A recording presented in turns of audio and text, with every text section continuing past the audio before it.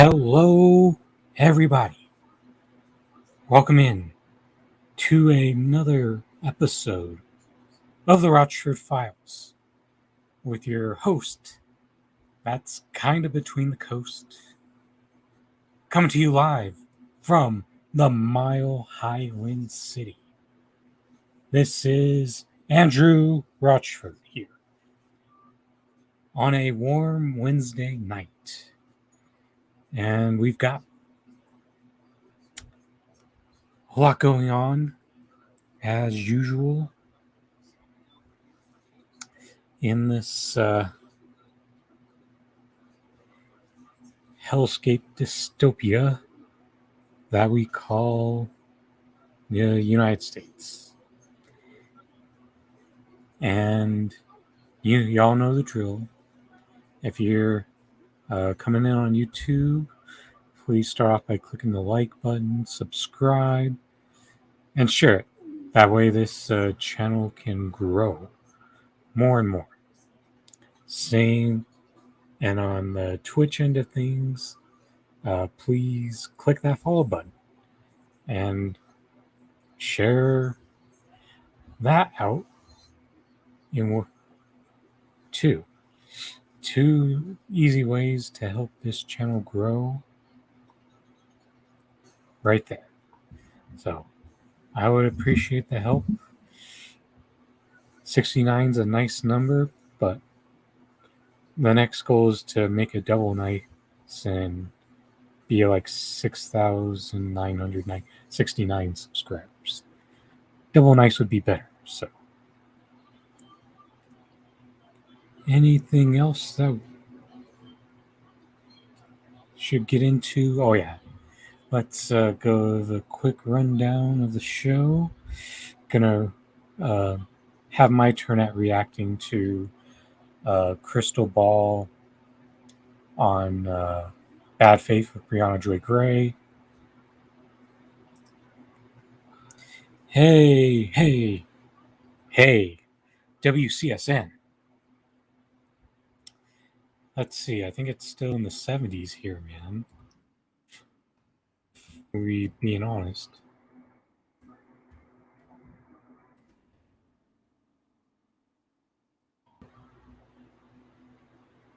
But yeah, first off, gonna react to Brianna Joy Gray and the Krystall Ball little debate over the progressive challenger and Democratic Party reform type. And then after that, AOC just got her another big celebrity break because by making it on the cover of GQ. Then one thing I definitely will cover is like more of this energy crisis shit that's been going on, especially in Europe. California's acting like there's a crisis too, so. And it's also a great opportunity to go in on Zelensky and NATO. We all know how that goes by now. So let's get started with the Krystall Ball on Bad Faith earlier this week.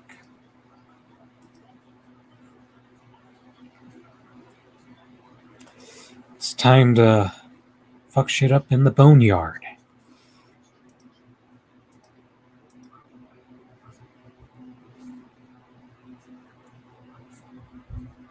So what did you make of Carolyn Maloney saying during her congressional debate that she didn't think that Biden was going to run? People are looking at certain moves Gavin Newsom is making in California as evidence that he's trying to move center to prepare himself for the national stage.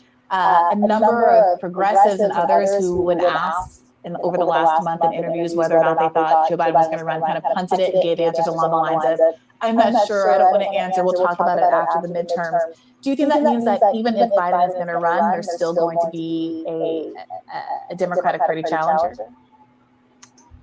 I do not think that there will be a challenger who is actually an elected Democrat. So Gavin Newsom, there is no way that man has the stones to go up against the whole party establishment. Not a chance.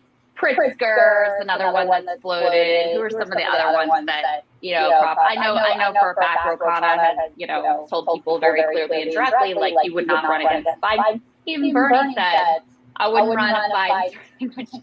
I think if Bernie is even on the record being like, yeah, if my friend Joe is running, I'm out. I think it would be very, very unlikely that an actual elected Democrat challenges him. So it would have to be someone who's an outsider. Obviously, Marianne Williamson, who we both know and love, is thinking.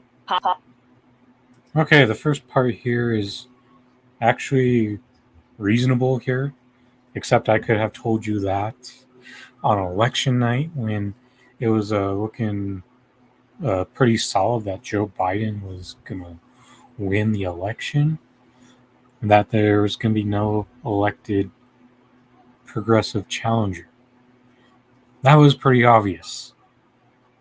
And you don't need this type of analysis to happen a year and a half later. Hey, Kelly, what's up? And happy hump day to you as well. But this whole belief that an outsider is going to get in or going to be given a legitimate shot, absolutely no chance. And you're going to see that Krystall is going to get a lot of people's hopes up with that. Possibly in that direction. I personally love Marianne. I think she has a lot to offer, including having a balance of great, like, lefty policy chops, but also a sort of broader. I sort of hate to use the word spiritual, but that's really what it is. A broader lens that I think the country really needs right now. Some values beyond just like 1 + 2 = 3.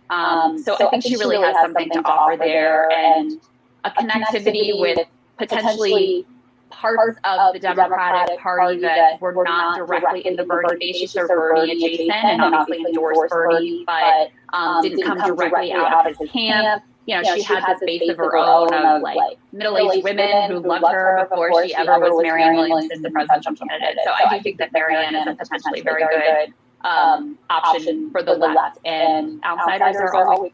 Oh, come on. Yes, that's pretty much it, Kelly.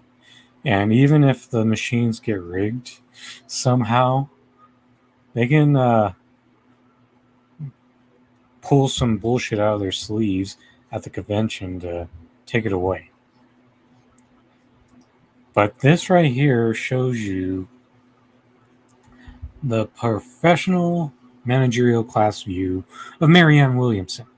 We've been seeing her show her ass over the past year and a half with shitty foreign policy takes, specifically buying directly into the Afghan women propaganda when Biden last year announced to finally abandon the troops in Afghanistan.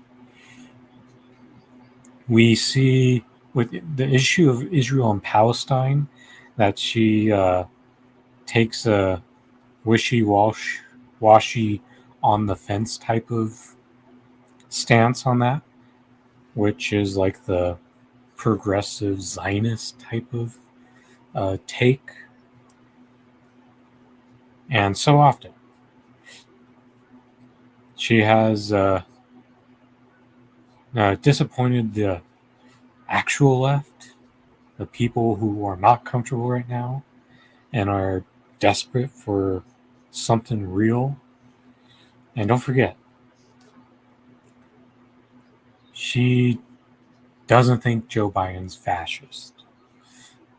When people try to point out Joe Biden is fascist, the Trump derangement really came out of her. Then this also exposes how Krystall is not really one to prioritize foreign policy when it comes to pumping up these progressives. Kelly, didn't Krystall say that Bernie should drop out of the presidential race and become the pandemic czar? So he has zero credibility. Exactly. Then you see, if you ever watched Breaking Point Rising, you would see that when it came to like a foreign policy based segment, that there was a lot of her conceding much closer to Sagar and Jetty's point as opposed to like a stronger lefty type of takes on that. WCSN, I wonder if she tried to rebuild her reputation. I guess that Krystall never did. And what you notice is people in the professional managerial class, they still got this whole like friendship built with Marianne Williamson. And I think that's a thing that's damaging their credibility when even Brianna Joy Gray still has this attachment to it. And for us, I'm sure if, for example, if I'm starting to flip flop, if I try to run for president, then Kelly points out that I flip flopped on a past issue, then she even gets the motivation to join Twitter to point out my hypocrisy.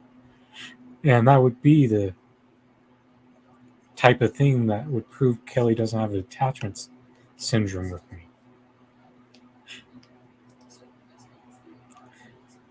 Yeah, that's what many people don't realize, WCSN, is it happened well before 2020.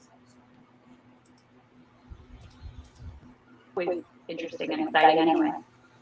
So there's the possibility of Marianne. There's obviously the emergence of the Forward Party and Andrew Yang positioning himself, if not personally, then as the shepherd of this party, someone who could funnel through candidates outside of the Democratic or Republican machine. Yeah. There was a little media cycle a month or so ago about, is Bernie going to run? Hey, radical leftist agenda. Oh, why? Thank you. Yeah, that is a pretty good choice. Let's continue on, shall we? I mean, for obvious reasons, I think that that's not going to happen. But there does seem to be an appetite by people who are politically disaffected for someone to run outside of Joe Biden, in addition to Joe Biden. And my concern is that given all of the fractures that we've seen on the left since Bernie dropped out in 2020, whether it's about force the vote or maybe these force the vote adjacent skirmishes that have happened since then, that there's not a guarantee that any candidate, even if they're running against Joe Biden, who's obviously to the right of anybody a progressive would even consider voting for it, you know, any progressive that announced at this point would not have the guarantee of full-throated support from the left, the way that Bernie did in 2016 and 2020. And I look at someone like Marianne and I see how the alliances that have happened would pick at various aspects of her foreign policy stance, would have issues with some of the, statements she's made about various public officials that have died, a certain approach to certain kind of Silicon Valley types that, she might have a personal little knowledge or relationship with. And there are some people who say, well, don't make the perfect be the enemy of the good. She's obviously so superior to Joe Biden that I can overlook any number of things. And there's other people who have been burned so badly, who look to someone like Nina Turner and think, well, she tried twice her way. She didn't learn a lesson about how to break free of the Democratic Party. They feel that she bent her knee on certain policy issues and certain messaging issues that speak to how she would also legislate if she were to win, and therefore are more distrustful than they would have been immediately in the wake of Bernie Sanders. And I wonder, do you think that is something that is surmountable? All right, before we continue on here, let's just make this point clear right here and now that there's really no point of thinking about a potential candidate that can break through. In fact, we're just all better off skipping the primary, so to speak, and just weighing our options for like the best third-party candidate to vote after, instead of like wasting investment into this upcoming primary, non-primary, because, as I said before, they will not allow a credible challenge to the incumbent, especially as one entrenched in deep into the establishment as Joe Biden. So I think it is a real risk. I mean, with regard to Nina, just because I love her, I have to stand up for her and say, I think the idea, which has been floated, that like she ran third party, she would have had a better chance in this district, is ludicrous. I mean, this was a district that likes Democrats. And actually the biggest problem for her, especially in her first run when she came a lot closer, was her like voting for Joe Biden, like eating half a bowl of shit. Like that was a real issue for her in that primary. So I think Nina is as like true and sound and solid a warrior as it possibly gets. So let me just put that out there. The issue wasn't, I mean, some people obviously would have liked her to run third party, but I think more of the issue is whether or not she should have leaned more into that messaging and not tried to say, you know, campaign with Bakari sellers or these people who have been open and hostile enemies of the left. And you know, what the approach should have been to some of the anti-Semitic. I would love it to be a world where in every district, like leaning into the lefty anti-establishment position was the winning position. I just don't think that was that district. I mean, this was a district that loved Hillary Clinton and liked Joe Biden, especially. So now we're getting to the point that these professional managerial class types still treat this shit as sport. And when you view this more as sport, you're still going to be like stunted in your analysis and growth, and still leading people into this false hope of any potential of ever changing a unreformable party. And Democrats would, as WCSN says, would let Satan take a nomination away from anyone who was even slightly principled on being anti-Nazi. The professional class knows that Joe isn't going to win anything ever again, and Kamala is universally despised. So they're trying to find another stoolie that they think progressives will fall. And that's the thing. I don't even think they're going to try to bridge the gap between a candidate that progressives find reasonable.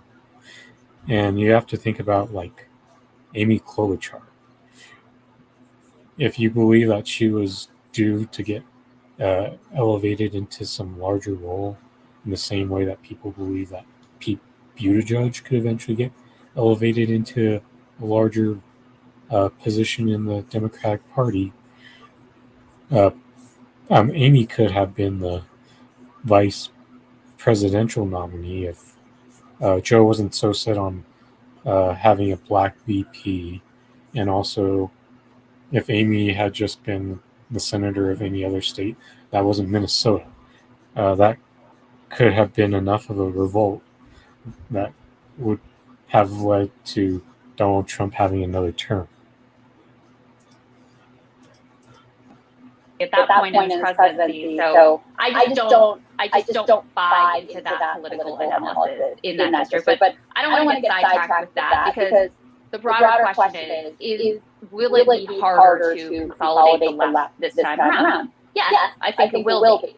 On the other hand, look at how when Joe Biden did like the bare minimum on student loan debt, there are a lot of people who are so excited. Like dark brand memes and the whole bit. It was like, oh my God, like they were just looking for someone to actually do something. And the sad part is the type of the left who joined in on that excitement is pathetic, to be honest, because that wasn't anything to celebrate. Doing the bare minimum is not worth celebrating. And that type of left that Krystall is referring to has major liberal aesthetics. We saw it from the moment that people took to the streets when it became more clear that to celebrate Biden getting the election. And the type of left that a Krystall Ball type is trying to cater to is the white suburbia type who could give a rat's flying fuck less about foreign policy when there's a proletariat left that actually considers the terrible viewpoints of being highly pro-Israel like John Fetterman or Richie Torres to be abhorrent. So that's where the disconnect is. If you're comfortable in this country, you don't really care about foreign policy. If you're not, then you understand the importance of caring about both foreign and domestic policy.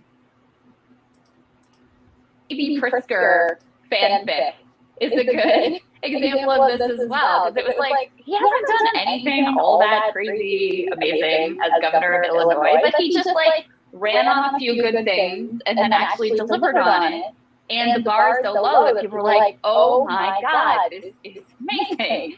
So I have faith that if you did have a Marion or someone else who was sort of broadly acceptable to the left, albeit with some, disagreements here or there, that you could see a similar galvanizing, like rallying around this person as a clear alternative to the Democratic establishment. And I just also want to say regarding the Forward Party, I don't think that this is like a serious threat from a left perspective, just based on, and I say this with respect as someone who's known Andrew even from before he ran for president and consider him a friend and all of those things, but clearly aligned with these very like corporate friendly types. He's taking corporate money. They don't have a platform. They don't stand for any issues outside of ranked choice voting, which I very much support, and I hope that they get that done.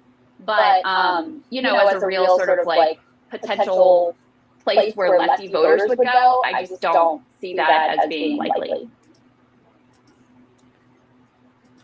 Kelly, no one is talking about our latest gift of cash to Ukraine last week.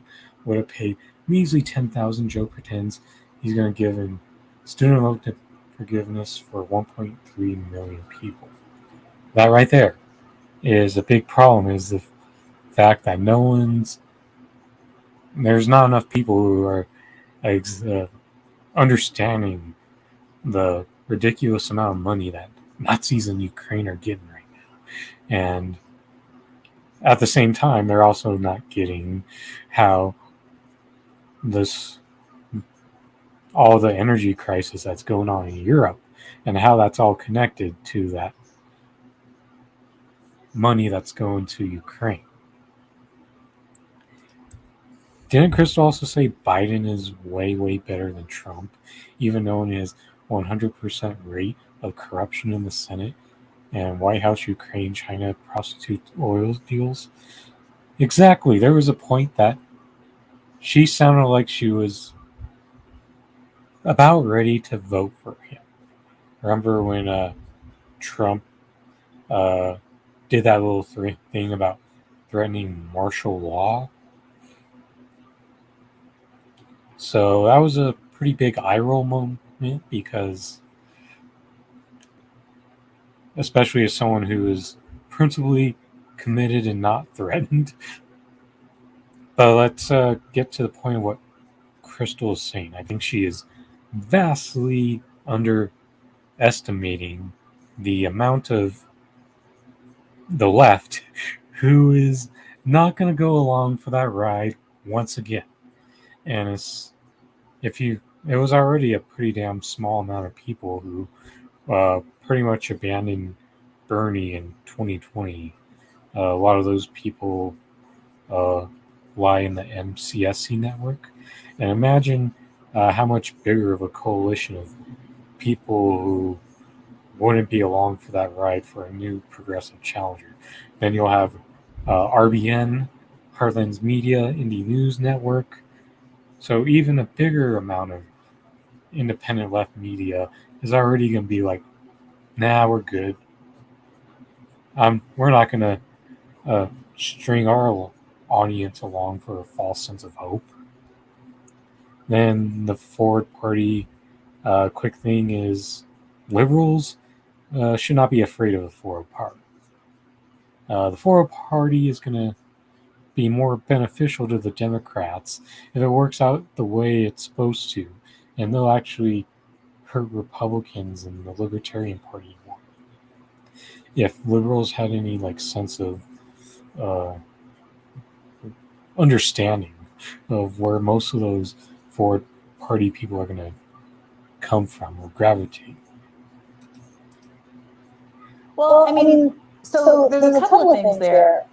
One is that what I've heard from people when asked about folks like, let's say, Senator Turner, and I do think that example is instructive because it taught people a lesson about the Democratic Party more than it taught people a lesson about Senator Turner. I don't think it's a lack of confidence in her as a person as much as it is in the possibility of being successful as a leftist in that space. And so people will say things like, if I lived in Cleveland, I would have voted for her. If someone like her, Marianne, were to run on a national level, I would vote for them. However, I would not devote the same personal resources, time, energy, and money into the race as I did with Bernie Sanders because I'm not sufficiently confident that the Democratic Party wouldn't invest more resources, which it obviously has more of, in defeating. And since we do have this working class movement and somebody's $27 is a much harder hit than AIPAC's $2.7 million, that's the calculation people are doing, and they want some proof that either something different is going to happen this time. And now we've got all of these cases of people trying to run inside and not working. Or alternatively, that someone is going to show the chutzpah to run outside of the confines of the Democratic Party, which might be, it's going to be certainly even a harder, heavier lift, but demonstrates the kind of bravery that would make people invest even if they don't have a lot to give.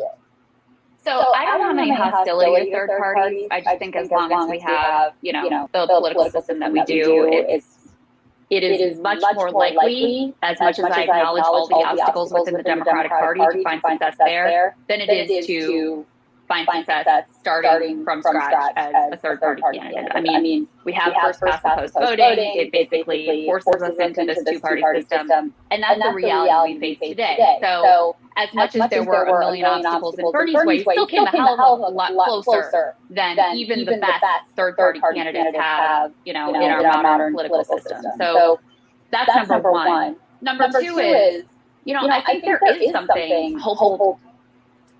Here she is trying to scare people away from the commitment of the idea of using third parties as a tool of leverage, because we know that they're not going to win, and it's already getting too late here, but imagine how much later it would take to turn around the Democratic Party.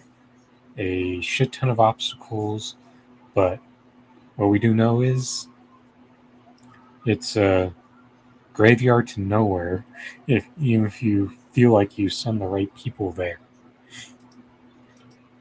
To point to right now, and in the student loan debt relief, the other part of this that's very encouraging is this was an idea that was really born of Occupy Wall Street. right? So starts with Occupy, starts with the left, gets picked up by the Sanders campaign, gets pushed into 2020. By Jill Stein. There was a clip going around of John Oliver tearing her apart for suggesting that this is a real policy that could get passed. Oh, I haven't seen that. That's amazing. When it comes to policy, we all know the devil is in the details. So how exactly is she going to accomplish her goals? Okay, I'm going to skip that to avoid the copyright trigger.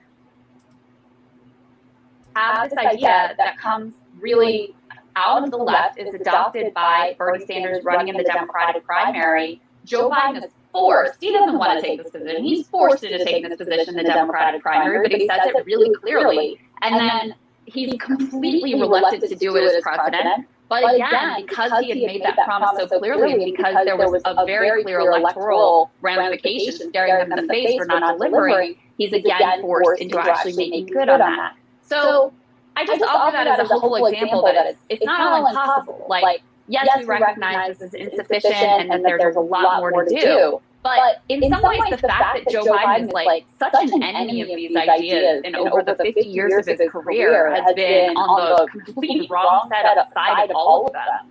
But still by the pressure of like the left movements over time and the Sanders campaign really popularizing this idea in the Democratic primary, this is forced upon even one of like the villains in the Democratic Party. So to me, that's a very hopeful thing. And I just don't see, I'm a huge supporter of labor movement. I think it makes a lot of sense to invest a lot of time, energy, effort, everything we can into that. But you have to have both. You have to have an electoral strategy. You have to have the labor organizing. That helps create sort of grassroots democracy, and the two things then build feed on each other. So I think another. So essentially, Krystall Ball is saying that we should continue this whole like 80-20 type of approach.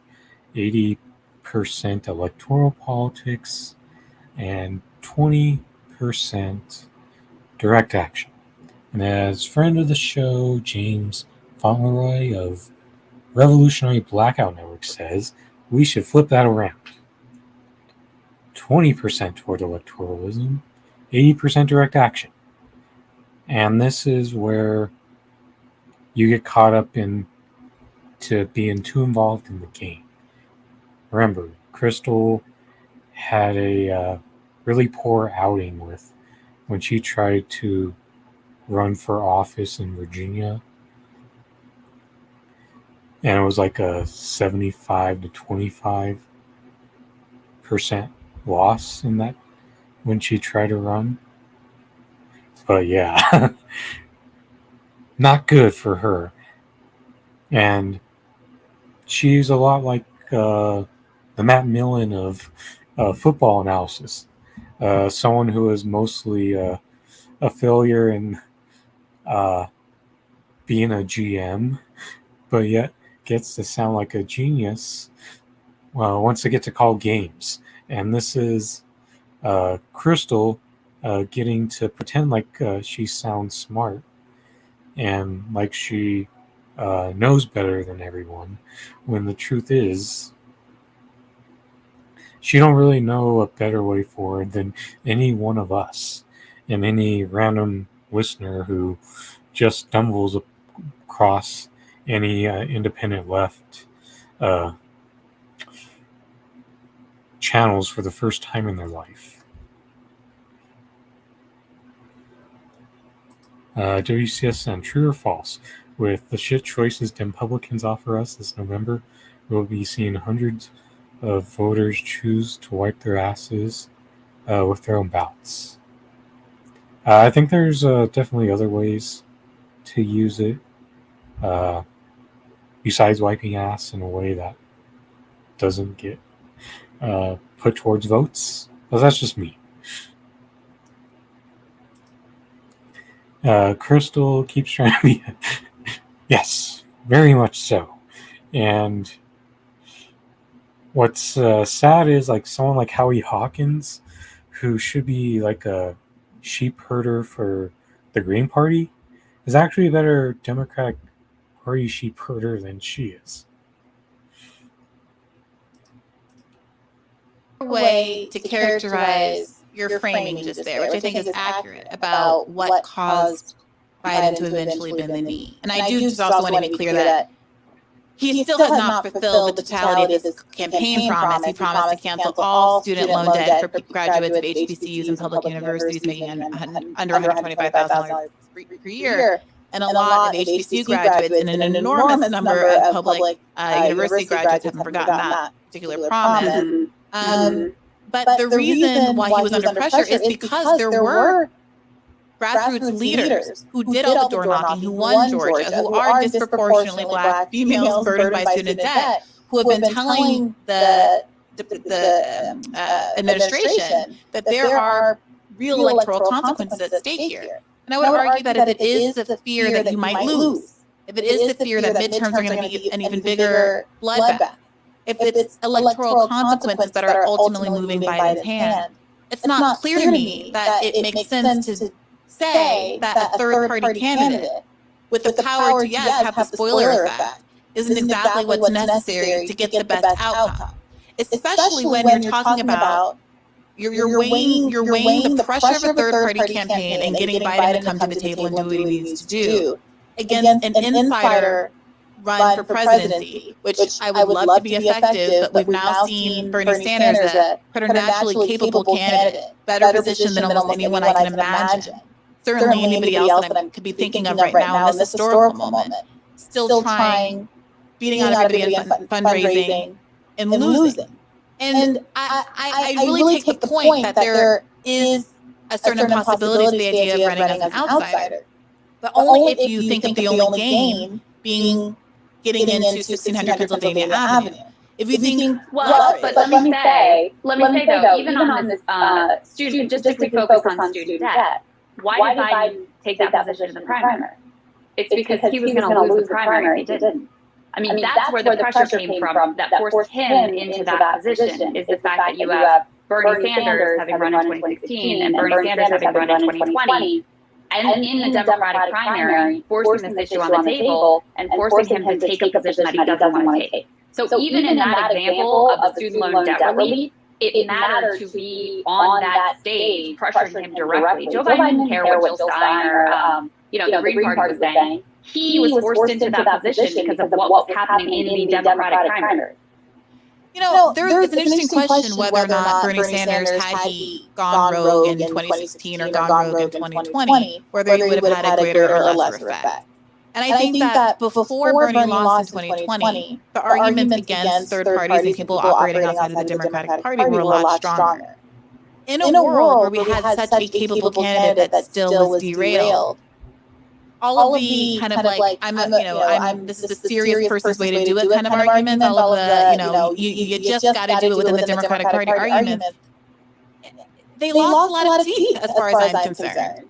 You have to be able to show, and look, I adore Marianne, but it is going to be, it is almost as difficult to imagine a real victory there. In the same way as it is difficult to imagine a victory by any of the third-party candidates that I've admired and voted for. I don't agree with that. Bernie in 2016. Tell me why. I don't agree with that at all. Because before Krystall gets into that, let's just say right now that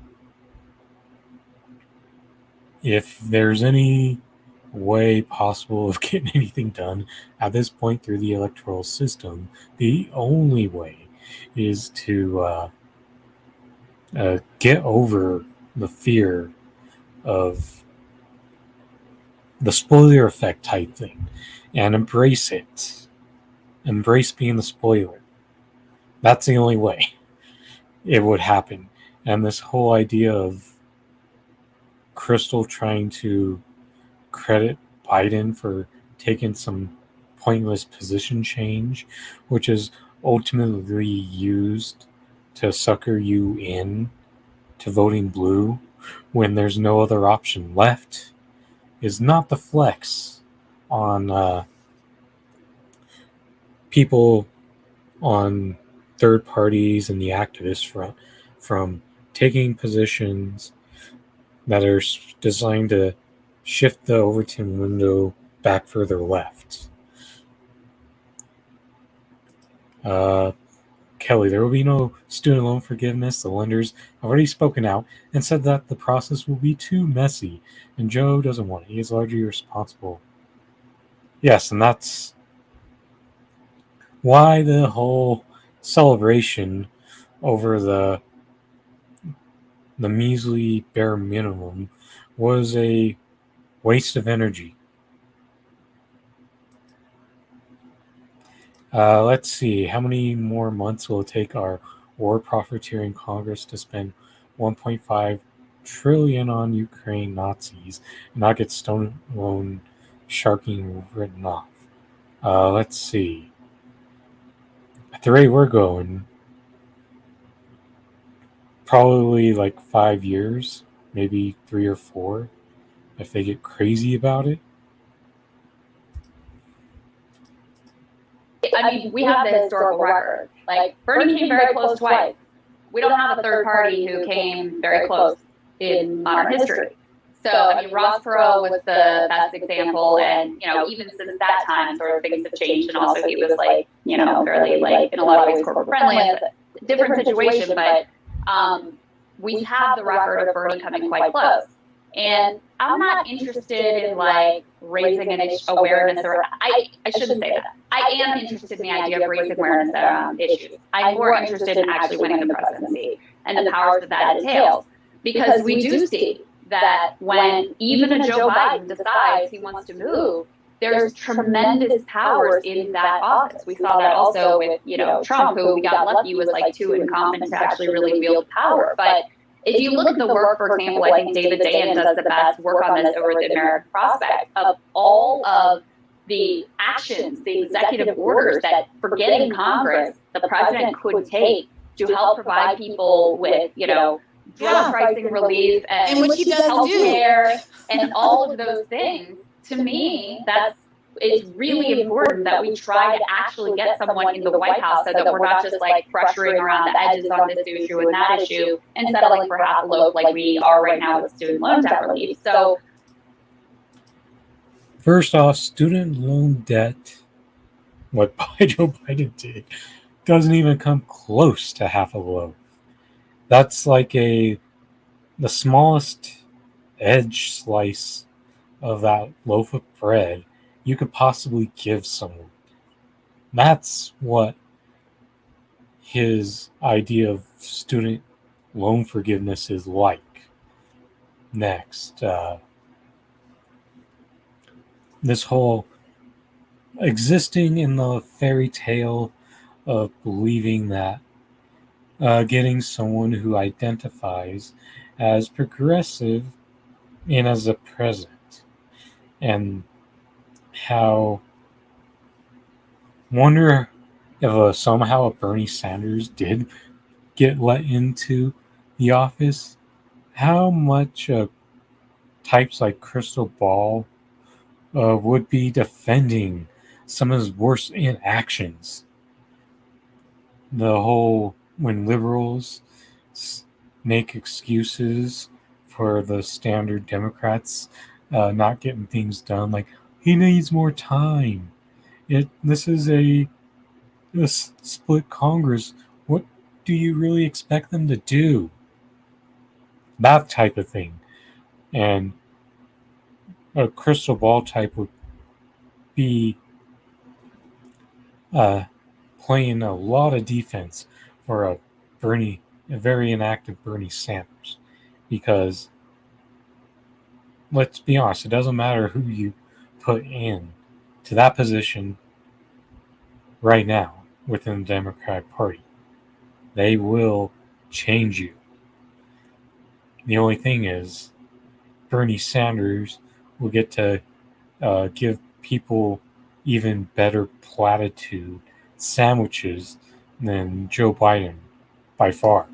And that should not be what lulls you into the false sense of hope of continuing on this train ride with the professional managerial class. Kelly Jill Stein explained in 2016 how the government could use quantitative easing and eliminate all student debt. They do it for banks all the time. And that's the shit that gets me when people try to say that we don't deserve our turn at relief and bailout. When banks have gotten it multiple times, corporations get it multiple times, the stockholders, they get it time after time again. Yet we're just expected to make magic out of crop dust.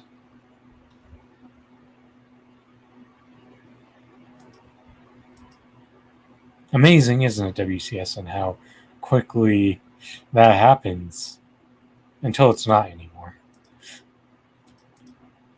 I take the point that, maybe there's a third party route to pressure on one particular area or the other, although frankly, I think that has mostly come from grassroots organizers and within the Democratic primary context. But if your goal is to win the White House, I don't think that the obstacles are comparable. I fully acknowledge there are a million obstacles within the Democratic Party. They don't want you to succeed. It's very difficult. They will try to rig it against you like they did to Bernie in 2016. All of that is 100% true. Third party, in American political context, given the way that our voting system is right now, it's just not set up to succeed. Yeah, it's not about raising awareness.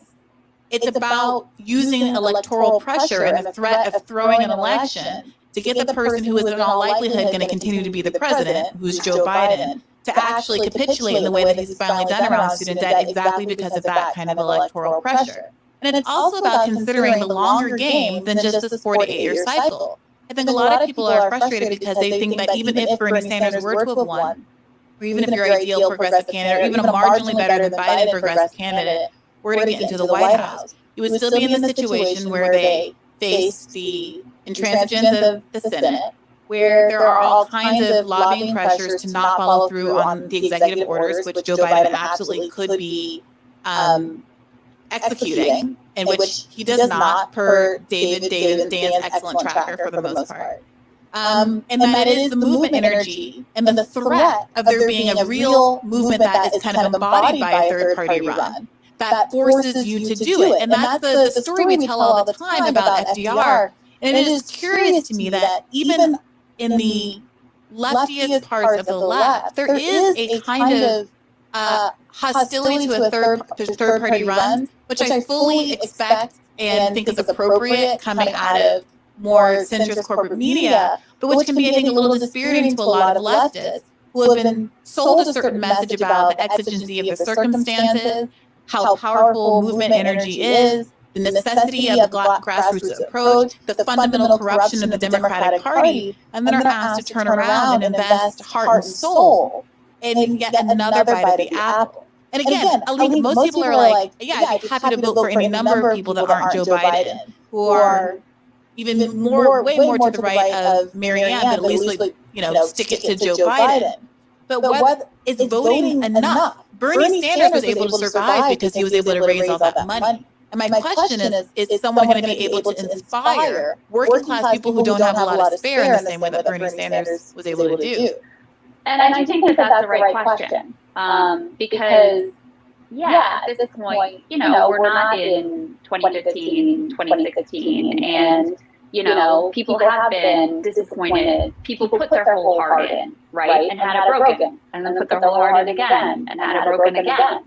I think that's a real thing to understand, and I think it is a real obstacle to overcome, to persuade, forget about the left, not just to persuade the left that it's worth investing their precious, emotional energy and, vulnerability in a political candidate and in another movement. I think that's one of the primary challenges, honestly, for the country, which is in a very cynical, dispirited,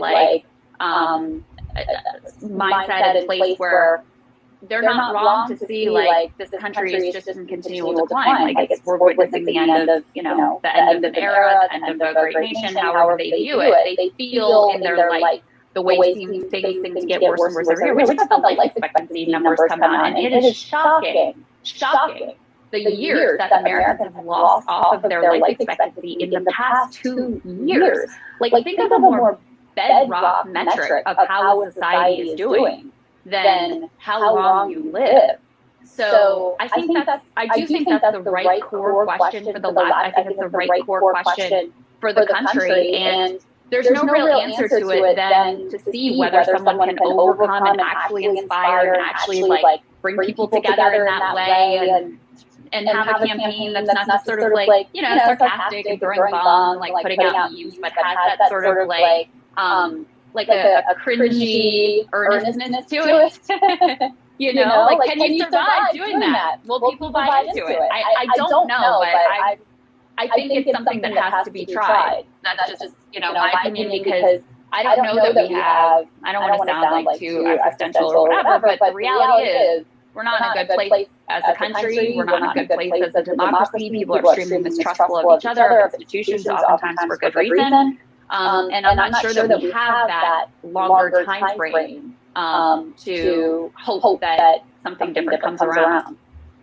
But yet, Krystall continues to advocate for strategies of people who do feel like they have longer time to get this shit done, and they still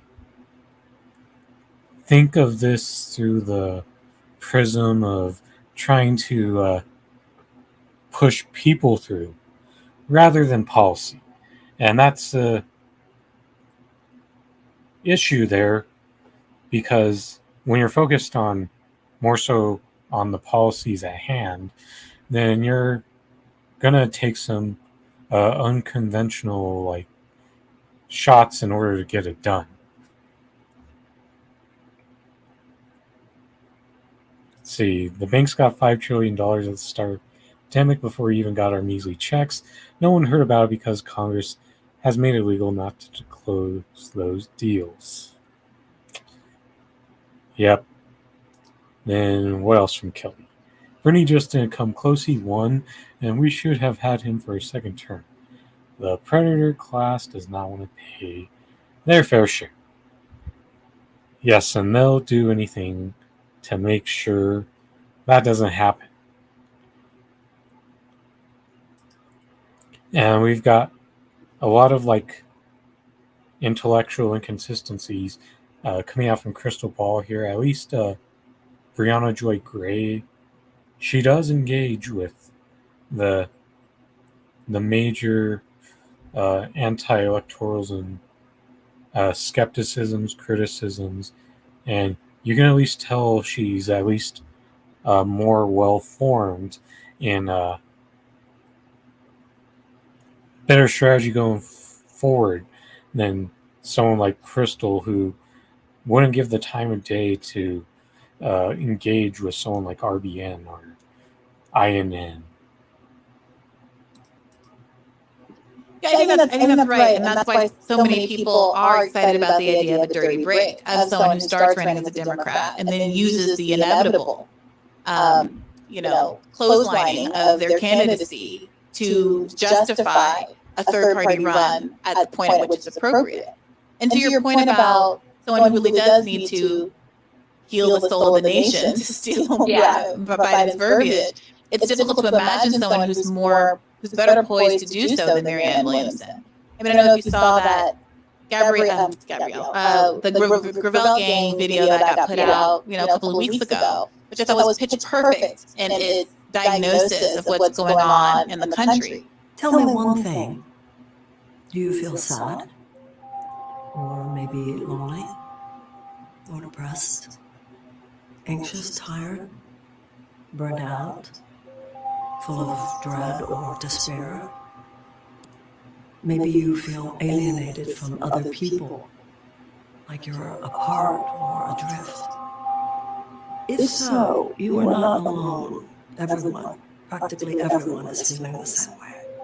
And I think that her being a kind of extra political figure.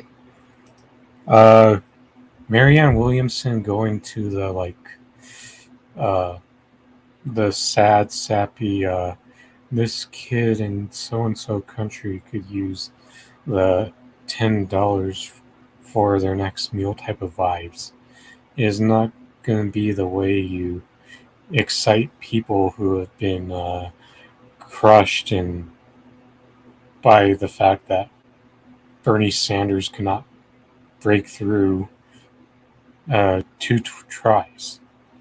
That may fit her spiritual or character vibe, but it's not going to be the thing that gets you over with the crowd and has you being able to pick business up. It's like a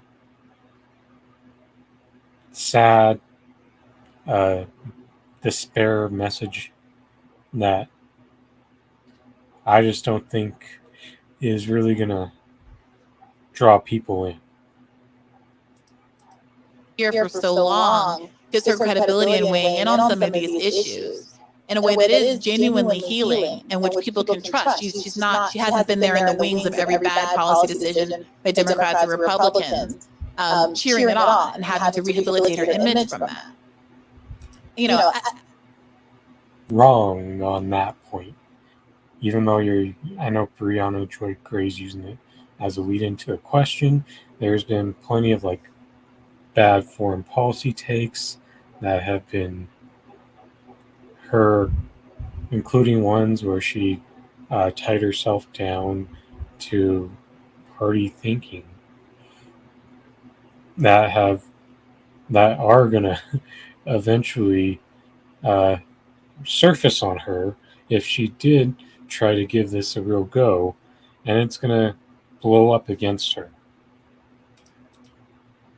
At the same time, if it is going to be someone like that, if there is going to be a left challenger to Joe Biden, I've been saying this, I would rather have the conversation sooner rather than later about what the left will and will not accept and get behind. So we're not in a place where there are multiple challengers or, there's an announcement made already and half the left is focused on an Afghanistan withdrawal tweet, for instance, and not about whether or not it's obviously the case that, let's say, Marianne Williamson is a superior person to have in the Oval Office than Joe Biden. And, I'd love to start working through some of that stuff as a left community, because I do think there's a value in litmus tests. I don't think that there should be kind of blasé acceptance of positions that are unsettling to people. We were talking for the first half of this conversation about how we draw these lines and that it is necessary to have some internal metric of what is acceptable and what is not. But I would love to be able to do that within the left community in a way that doesn't come at the expense of a candidate when they are getting it from the mainstream at the same time. Yeah, I think that, to have any shot. So first of all, I think there has to be a left challenger to Biden. Has to be. I think that's absolutely critical. I think, again, we've seen the way that, the place where they're made the most uncomfortable is in a primary. You have still, even, with Dark Brandon rising and all of that, 65% of Democrats yeah, bro, we kind of wish you would hang it up, try some other alternatives. Let's see what else is out there. So I don't think that this is it's a long shot run, but I don't think it's this isn't a protest vote kind of a situation. I believe there's a genuine, especially among young people, hunger for an alternative, but not just among the young left either. There are a lot of normie Dems who are okay, buddy, time to move it along. Let's try something different. So I believe that lane exists. I believe the left needs to have a candidate that occupies that lane, and I believe the left needs to coalesce around one candidate, so there's not some splitting of the vote that makes the whole exercise sort of worthless. Because best case scenario, you end up with a lefty nominee. Worst case scenario, you force Joe Biden into more places he doesn't want to be, like the student debt loan relief place that he was forced into last time around. Hey, YouTube, thank.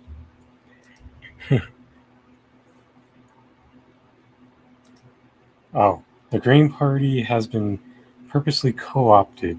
I think Hawkins is a Dem psyop. They should have ran Dario or Jesse. And even with that, Dario Walker definitely was a the best choice that the Green Party could have gone with among the presidential candidates at the time. Even Angela Walker, if she wanted to be a presidential candidate instead of VP.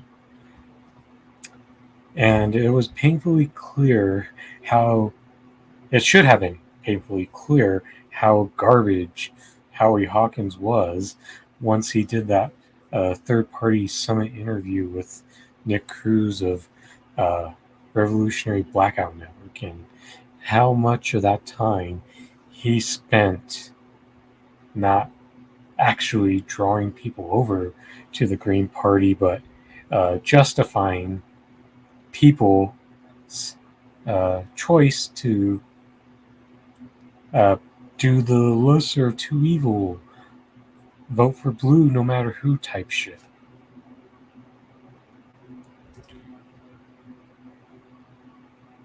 And yes, that is an issue too. The thing is, sometimes you just have to work through all the hurdles in your way and not allow some of these comfortable professional lefties to use those as excuses to not do anything outside of the two parties. And let's be real. Here, once again, there will not be any left challenge, no matter how much Krystall Ball tries to get your hopes up about it. They won't let it happen. Look, when the incumbent president is trying to get that second term, even in the Republican Party, they'll do everything possible to make sure you have a comfortable path to running for your second term. If there was really a thing such as a Republican rebellion, then there would have been an actual threat to Donald Trump. Hey Brandon, what's up, man? Good to see you pop in for once.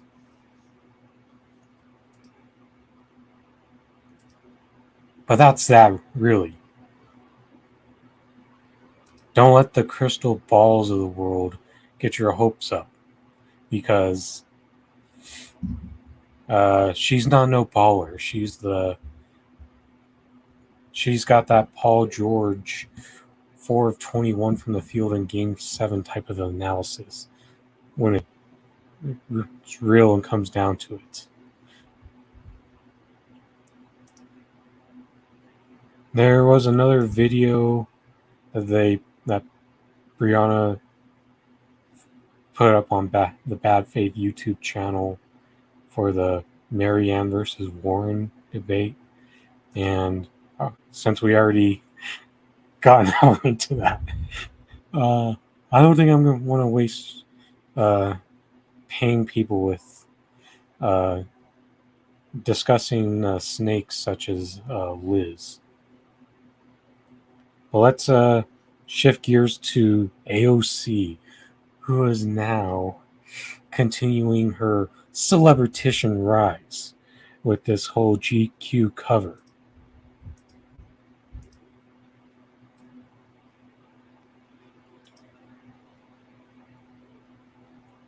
Let's see.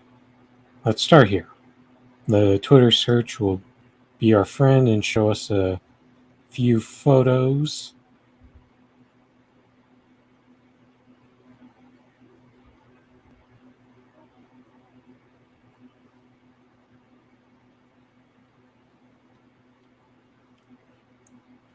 And GQ magazine having multiple tweets over it.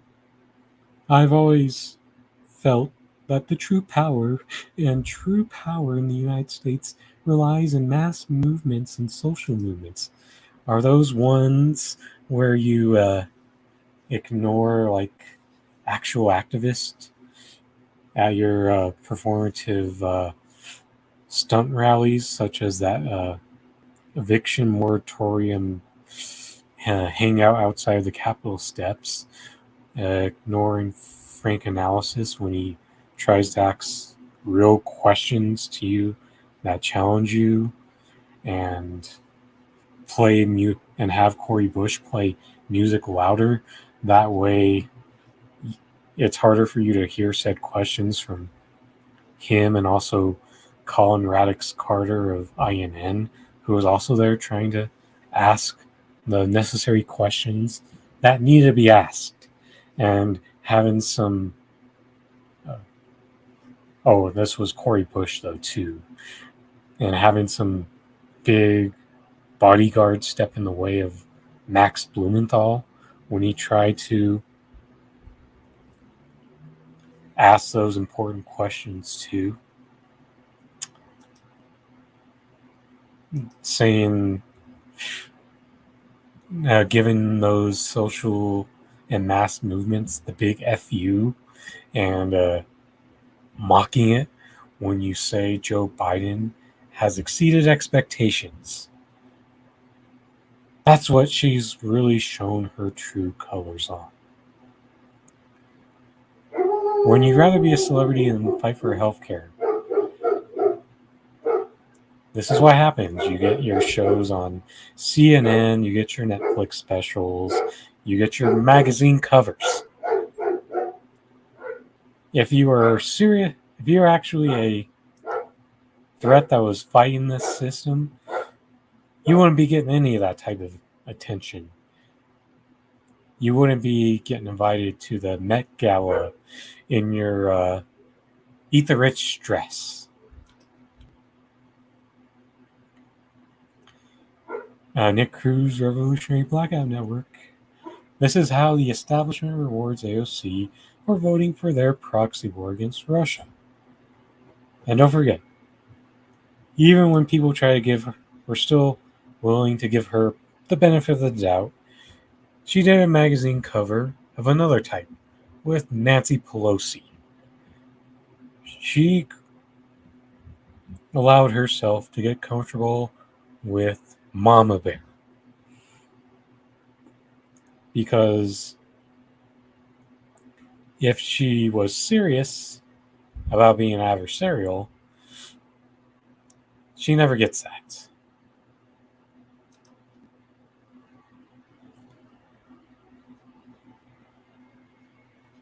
And there was another good photo here. Even though there's a bit of color blindness, I'm not going to hate on people who are calling out the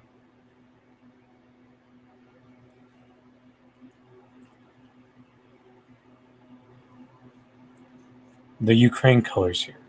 Even though we know it's purple, I know it's purple. I wish I was colorblind enough to call it off. Is GQ still a jack? Not exactly, Kelly. They have plenty of celebrity males grace the magazine as well. So,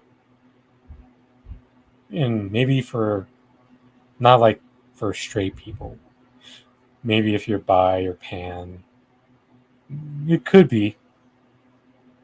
Hey, Yipper. Almost all the familiar faces coming out tonight. Yaz Queen, Slay That Magazine, showing what progressiveness looks like. But even though this is purple, and if you want to call purple another Ukrainian color, by all means, go for it. But purple and gold is still pretty bad in my book, because purple and gold is just another form of empire colors with the LA Lakers. And your average Laker fans talk like your normal conservatives. Here's JB Font. Yes, AOC is on the cover of GQ. My question is, what news is going on that is not being covered, and using Ocasio-Cortez as a distraction? You know that they love to do this sort of thing. And two things: more money to Ukraine, and also an energy crisis that a lot of people are ignoring, and they think it's a cost that's worth it in order to fight Russia. That's how motherfucking deranged these whole Ukraine flag types are. And Dan Cohen. Never forget that AOC was trained in a Democratic Party nursery founded by banks, oil corporations, Silicon violations. She was a high school freshman. She didn't submit to the establishment. She's a product of it. And that's what people have been saying for at least the past year plus or so.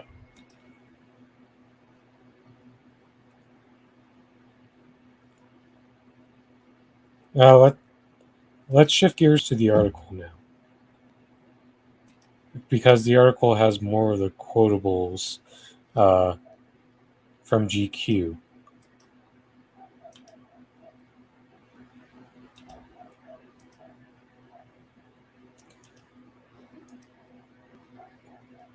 Yes, it is from the conservative-leaning New York Post, but we'll take it anyway because they got some quotes. Rep. Alexandria Ocasio-Cortez says it's unlikely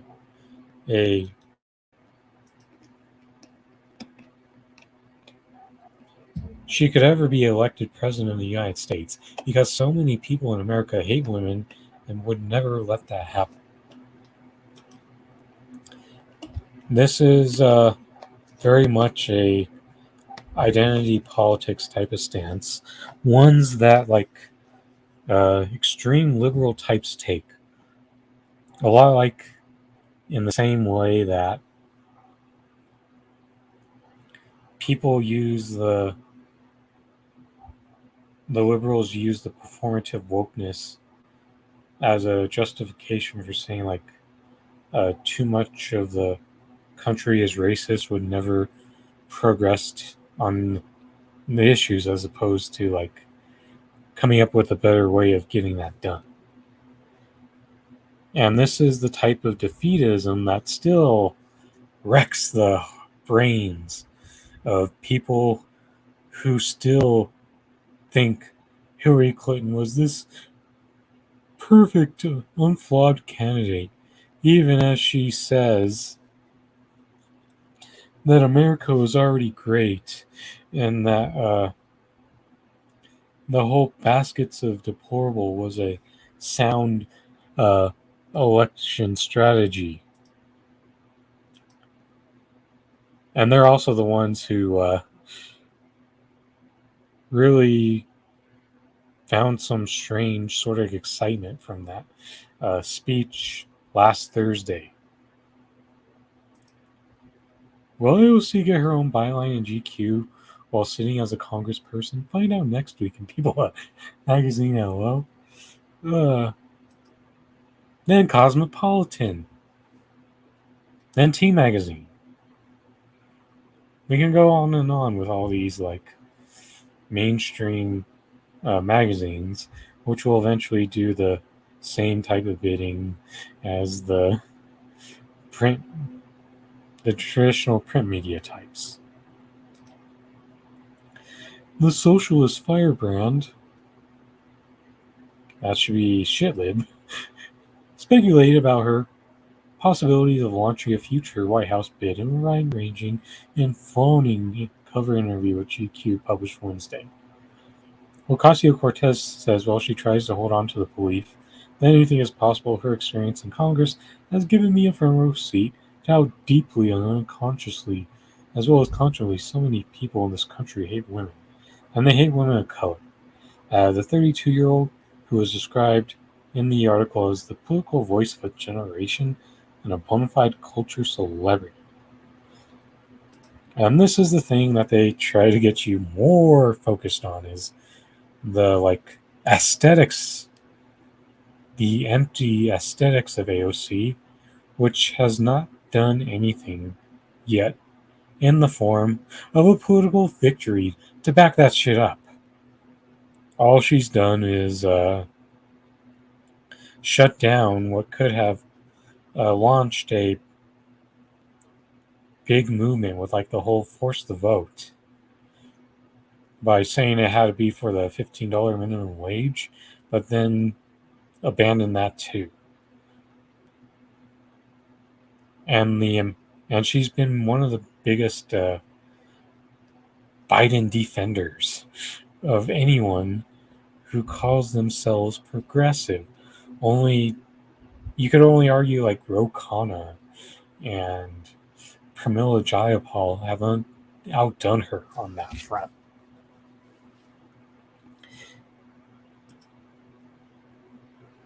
And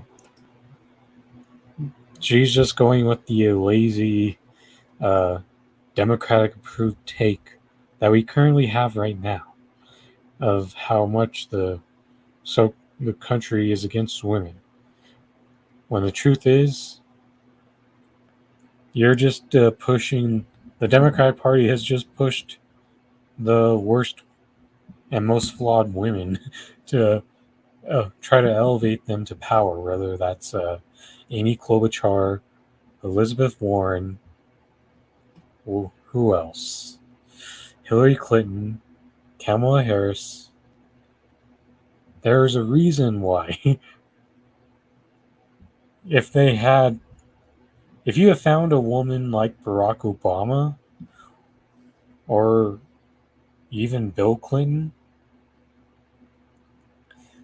then you would have had a woman president already, and maybe even a couple times. If she is the voice for her generation, then they are screwed as my generation. Even worse. Even worse. Sad to say. And I believe that she's pretty much the same age as me, given that I'm 34.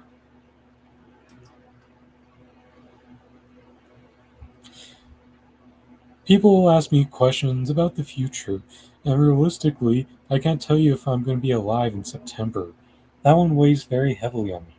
And it's not just the right wing. Misogyny transcends the political ideology, left, right, center. The Democratic Socialists continued. I think you're going to be pretty safe, AOC, especially with the way that you voted present for the Capitol Police funding. So, and also, even though you tried to feign fear over January 6th, you were in a separate building that wasn't in the fray of the madness at the time.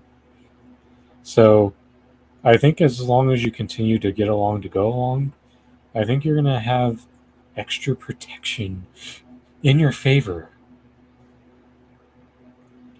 And that if you lived up to your campaign promises, then yes, I would full-heartedly understand fearing for your life and never knowing whether you survive each day. But since you're becoming just another Democrat, I don't think you'll have much to worry about. And you've got that healthcare, that great healthcare too. So yeah, you should be on top of any unexpected health issues too. Unlike the people who hope that you're going to bring the ruckus to DC. Now, those are the people who could have a health issue that they never noticed and unexpectedly pass away. Ocasio-Cortez says she struggles when young girls tell her they want her to be president one day. It's very difficult for me to talk about because it provokes a lot of inner conflict. And I never want to tell a little girl what she can't do. And I said I don't want to tell young people it's not possible. I've never been in the business of doing that, but at the same time, in addition to being a woman, the legislator claimed her opposition to Wall Street could hinder any potential bid for the presidency. Could Obama have gotten elected without the kind of financial support he had? I don't know, she said. And the thing is, Nancy Pelosi used to be for single-payer health care nearly 30 years ago. So if Nancy Pelosi can make the 180 that can make herself more accepted by Wall Street, then it's possible for you too, Mrs. Ocasio-Cortez. And yes, I know I'm being more condescending towards her than usual when I do segments on her. Ocasio-Cortez also theorized even if she was elected commander-in-chief, she faced the wrath of the political system. From the Senate to the Supreme Court, that says she would impede her goals. There are plenty of limitations. She claimed it's tough. It's really tough. Except the fact she'll be much more likely to preside like a Joe Biden. And that when it comes down to like actual results, even if she is more on board with the messaging, so to speak.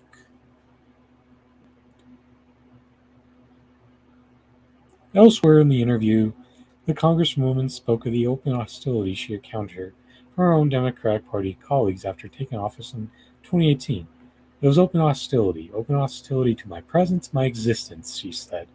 Since I got here, literally day one, even before day one, I've experienced a lot of targeting, diminishment from my party, and the pervasiveness of its diminishment was all encompassing at times.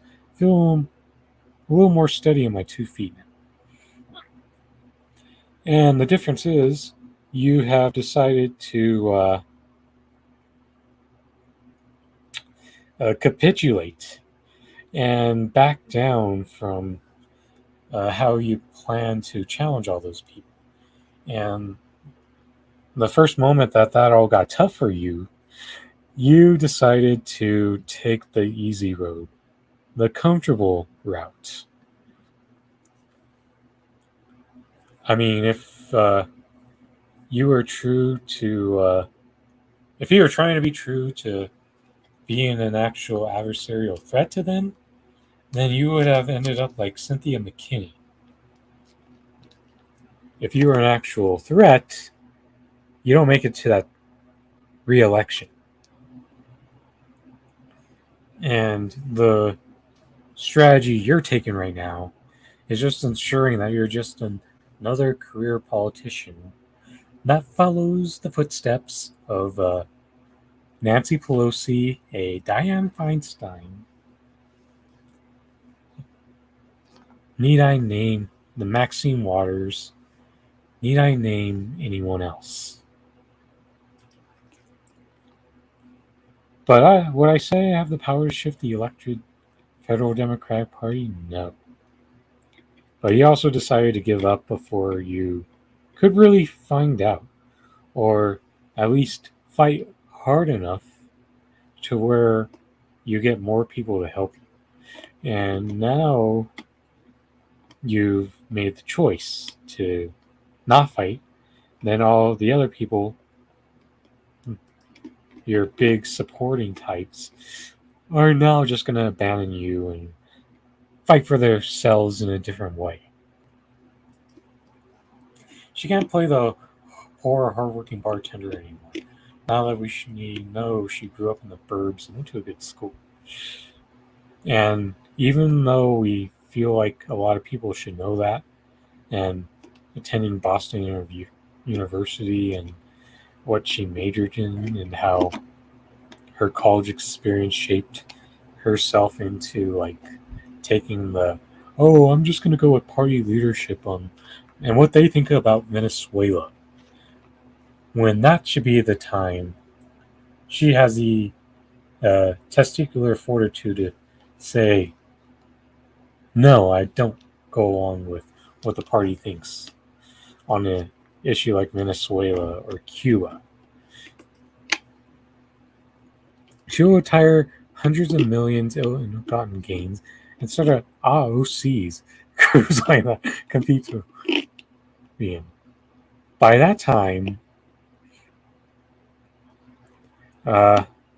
she'll be the best inside trader that the United States has ever known.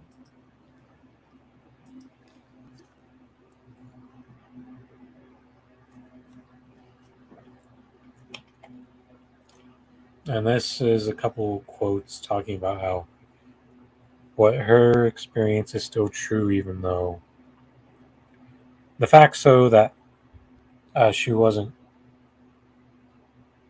that her fear wasn't based in like the actual proximity of where the January 6th college frat partiers were at.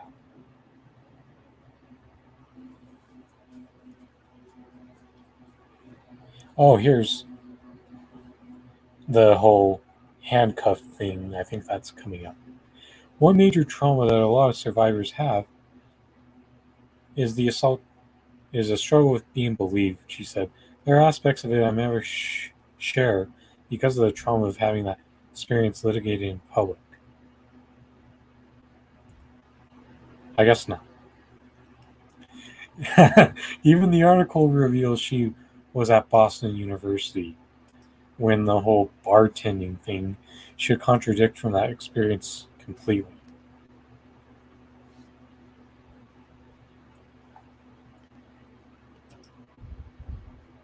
And yes, this is AOC trying to be an opportunist at this moment instead of uh, becoming a legitimate adversarial force. And we got to remind her of that over and over and over again, especially. Can't also forget the moment she flip-flopped on her outrage over the cages at the border. She had those tears standing at the fence with when they were under Trump,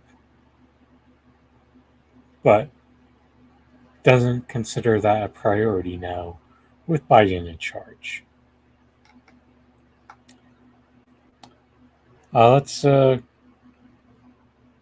into. Let's shift gears over to the crisis stuff now. I don't really want to. I think this is a good point to hone in on that some more.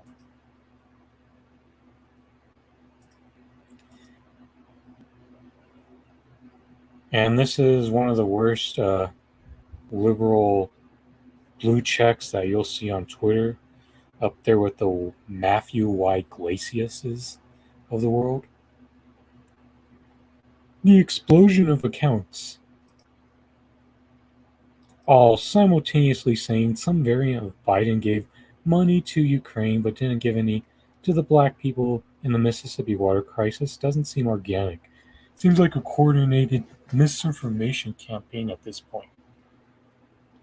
A reminder, Biden did in fact give Mississippi $4.5 billion out of the infrastructure bill, including $500 million for water improvements.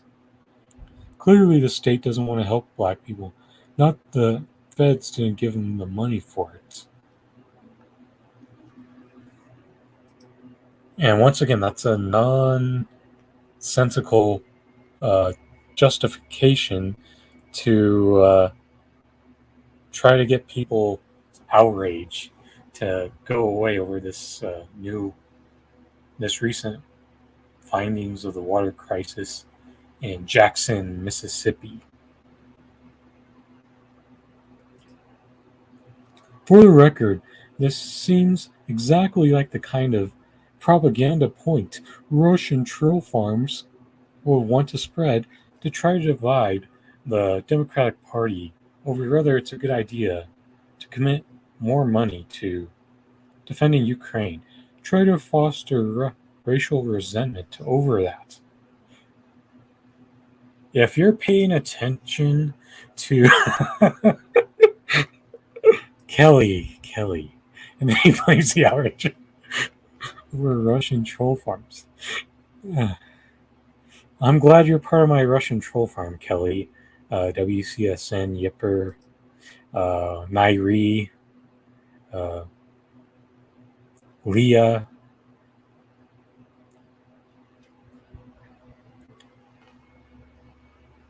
But let's be real here. You should have major racial resentment over the way the United States, led by Joseph Robin Biden, giving well over $60 billion to Nazis in Ukraine and counting. And that's only going to continue to get worse. That's where the racial resentment should reside, because let's be honest here. That shit's not endearing to the black community to be pro-Nazi in Ukraine, but then in the same time be pro-police state here. Two of the worst things and biggest ways to prove that you're an anti-racist fraud is by supporting the growing power of the police state and supporting Nazis. And also allowing it to show your hypocrisy on the issue. Then the racial resentment should also lie in the fact that if you believe that white supremacists only exist in the Republican Party and that white supremacy is not alive and well with Democrats too, that should be a red flag. And when you got a bullshitter who is trying to convince you that worsening your own life and the lives of people in many European countries is worth it for Ukraine, then you're a clown of the highest order. And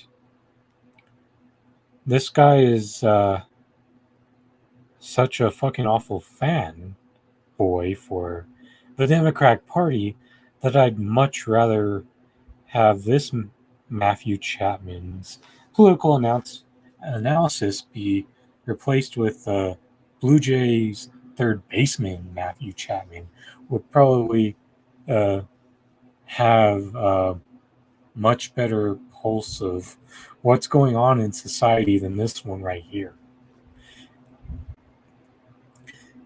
And I'm glad to be part of the Russian troll team.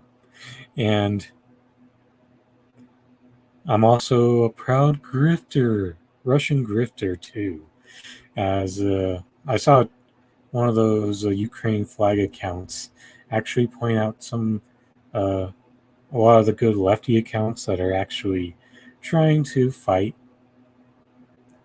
the narrative that is being fed and is actually trying to argue that your brain's rotting from it when the real brain rot exists here with guys like this and those dogs who have the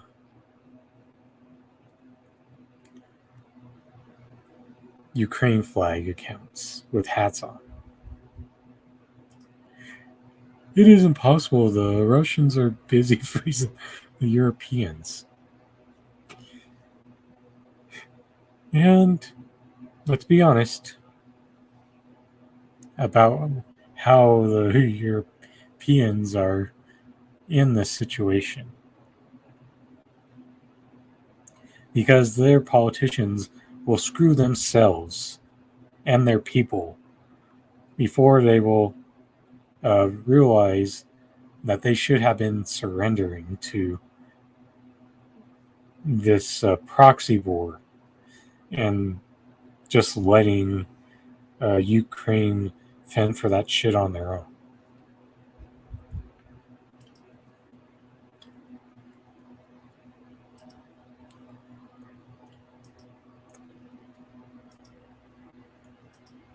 And I know, let's just jump to the good old Zelensky search. Wait, no, let's go to the communism part first because there's some energy related tweets in there.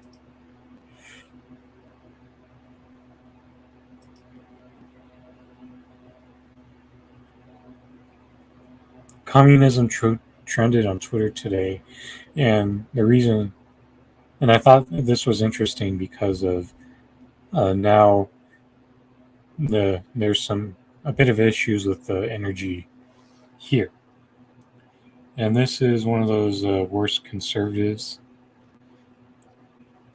Californians watching the lights go out while gigantic oil tankers leave their ports full of oil destined for other countries might just be the best example of communism in the history of communism.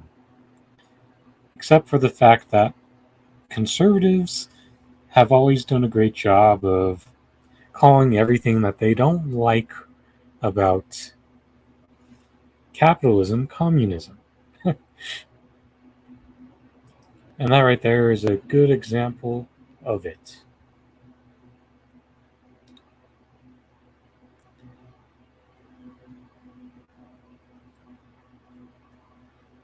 And I know that there was another.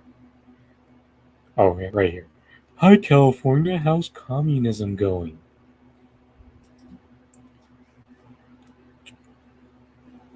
First off, California is far from a progressive socialist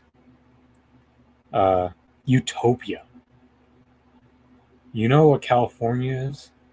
California is what happens when you become an extreme. The peak form of neoliberalism is what you get when you're in California, a state with a supermajority rule by Democrats. And neoliberals are still believers in the highest form of capitalism, just like the Republicans that they claim to be fighting.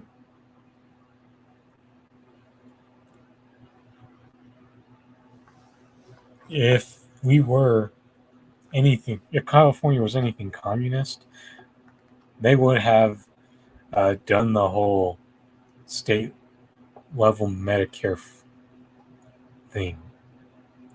But instead, guess who sabotaged their state level Medicare? Democrats.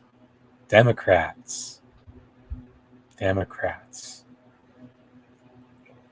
If they were this peak form of communism, I think a lot of the big cities would have would have disbanded the police forces and started all the way over. But you have Democrats here who continue to double, triple, and quadruple down on the police state, especially in LA.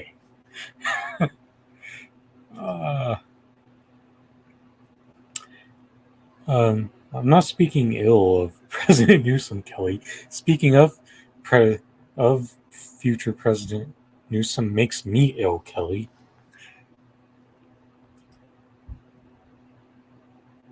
But I've been to California a few times in my life. And I feel if this was anything like a socialist utopia that the right wants to describe it as, maybe I would have tried to move there several years ago. But since it's like a neoliberal hellscape that's worse to be in than a state like Colorado or Oregon, where they still at least have a small sense of more independence, then maybe you'd have a point.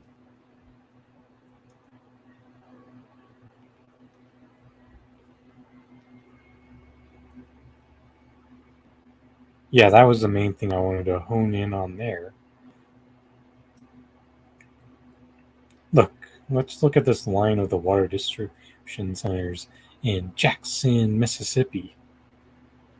What's this, like a 4, 5, 6 mile line? And this shit is absolutely normal. In a capitalist country like the United States, we saw the ridiculous, absurd lines when people had to like go through bread lines in certain parts of the country during the pandemic or the unemployment benefits line. Flat out ridiculous. And they try to accuse like the Venezuelas or the Cubas of the world of having empty grocery shelves all the time. And that was the type of shit that happened a lot, especially this summer. And even during the beginning stages of the pandemic 2 years ago.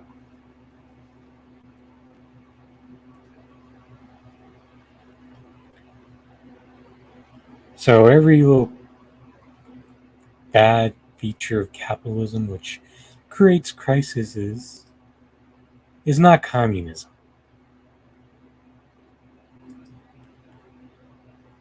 That's right, Kelly. We've always been a like third world country in reality with the first world exceptionalism. And we should, and it would be fair for us to be considered a third world country for the amount of poverty that has ravaged the United States because we're the richest country in the world.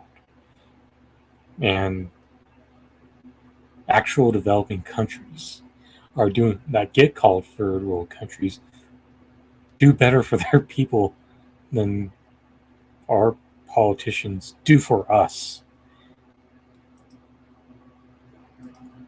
Now let's scroll through the Zelensky search because there's a bit of energy related tweets I saw there earlier. Oh wait, one more thing on the California thing. Defiant L's exposing a lot of liberal hypocrisy.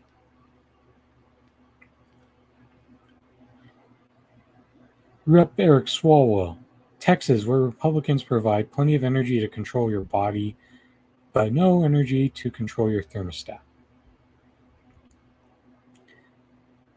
And a couple yesterday, it's time to rally, California.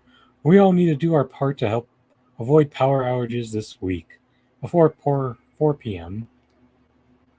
Yeah, I should have just said poor p.m. Pre-cool your home. After 4 p.m., avoid use of major appliances and turn your thermostat to 78 or higher. Let's keep the lights on, California.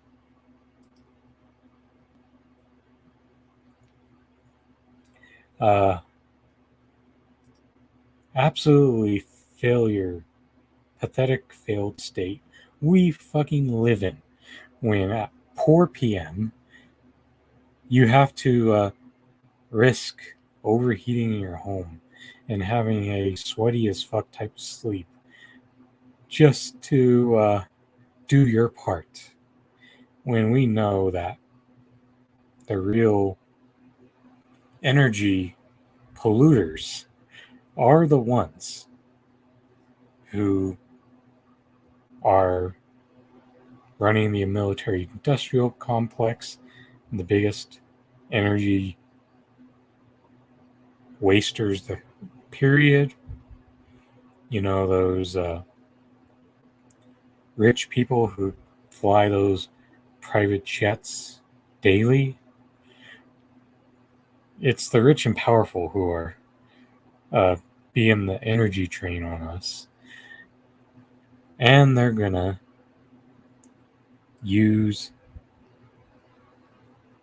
make us foot the bill for it.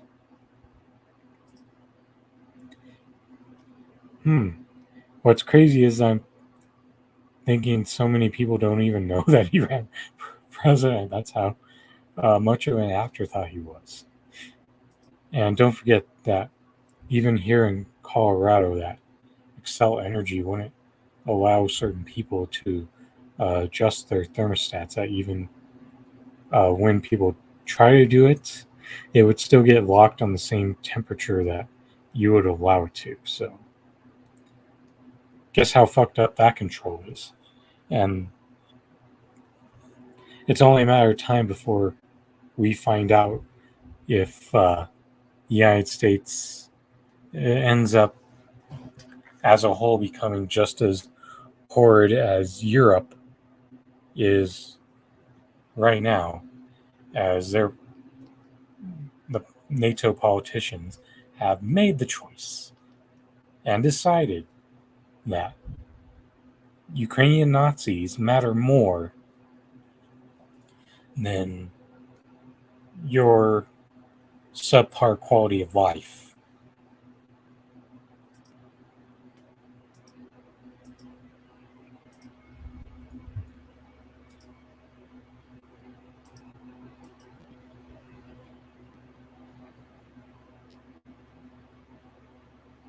See, is there anything good on Zelensky related to this energy crisis? No, let's vote no.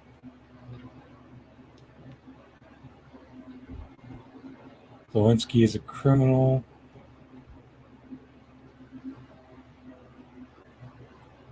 Anything related to the energy crisis here?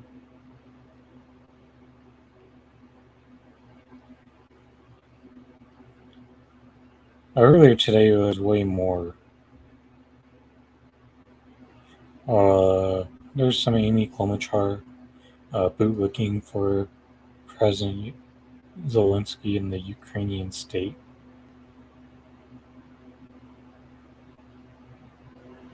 And some photo of Zelensky with the shit face because he's shitting bricks of wasted money. And the people who support that shit are major suckers right now. Nice fuck you, Ukraine.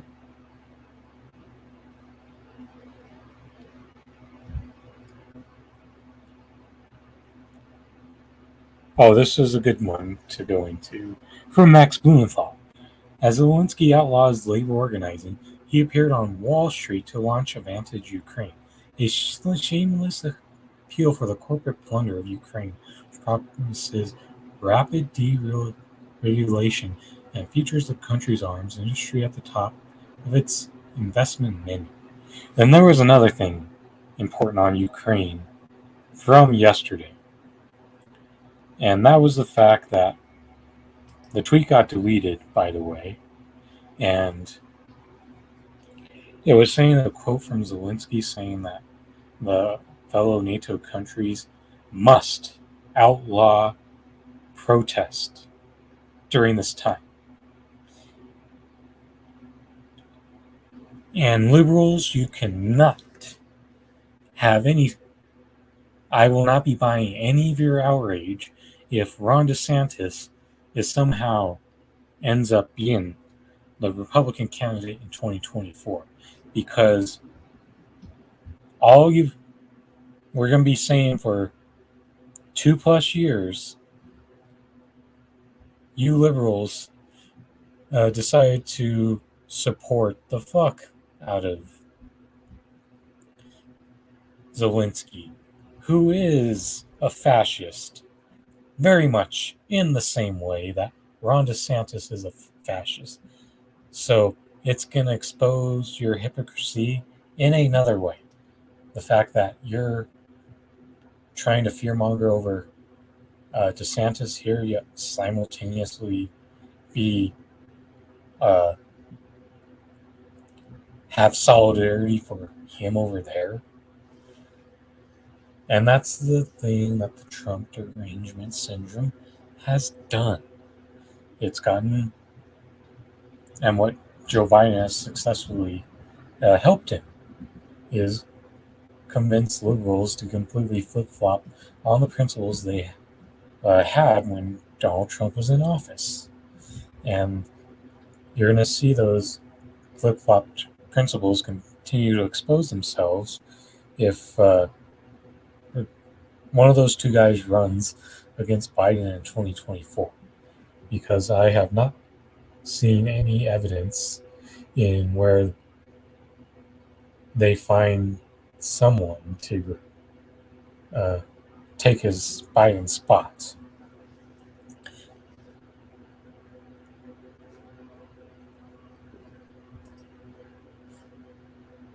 Yes, that's it exactly. They don't mind the anti-progressive type. They just want someone with the false inclusionary language along the way.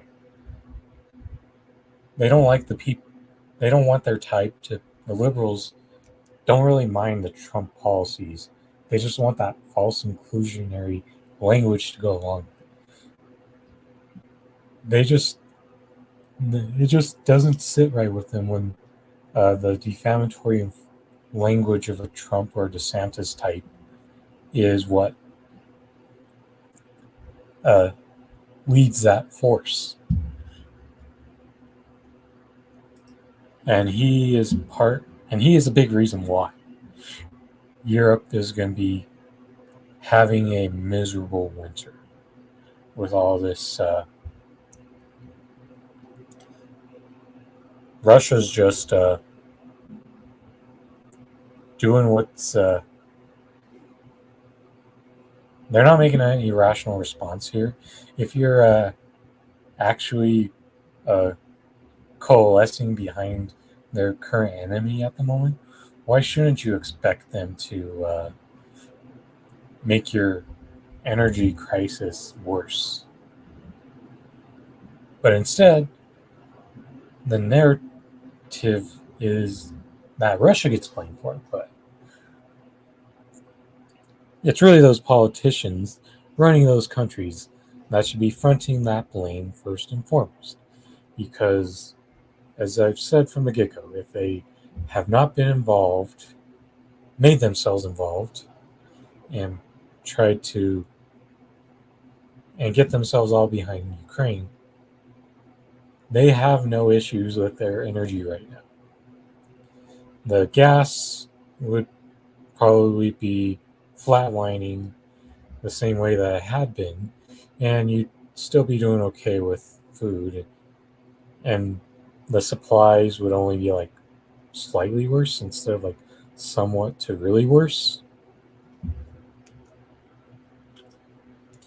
Europe is going to have a cold winter. Britain just installed a new prime minister that's being compared to Margaret Thatcher. Wonder how that will work. Exactly. And the people need to realize that it's their own politicians inflicting these wounds on them. It is not Russia doing it too. It is the people in charge of NATO, all responsible for causing this misery and worsening and endangering conditions on us. And that if NATO stood the fuck out, not that much would be changing, to be honest. And even though there will be, and the United States will throw every other NATO country under the bus to make sure that things don't get as worse for their more privileged citizens. Because the United States is the absolute imperialist power right now. And their imperialist left-hand man, Vladimir Zelensky, is being hailed as a false hero when he is among the top villains in all this. WCSN.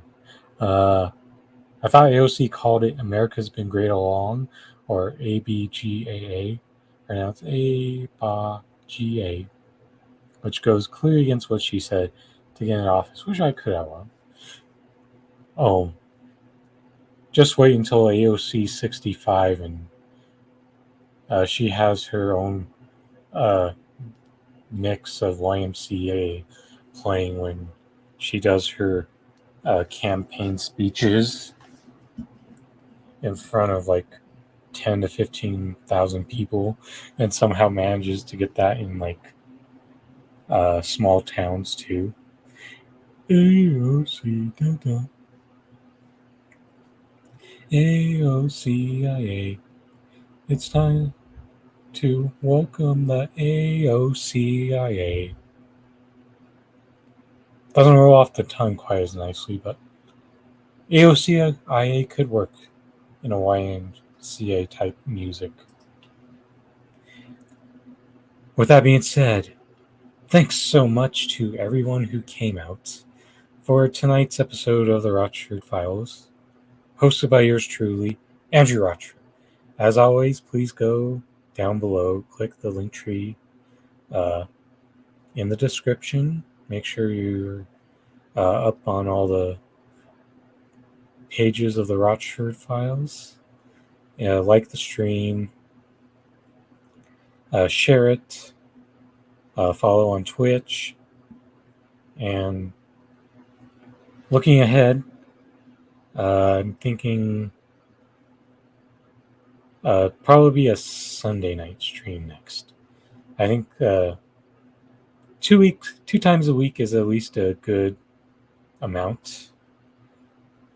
Work a third one in here and there, but yeah, I'm thinking probably Sunday night will be the next time you'll see me on these airwaves. And with that being said, take the shit off the internet and bump it outside. We keeping it live. Thanks so much, and good night to you and yours, Krystall, WCSN. Good night to you, Yipper. Shout out to the Brandon for making a surprise appearance, along with Radical Leftist Agenda, showing her face for the first time here too, and all the other lovely people who showed up quietly.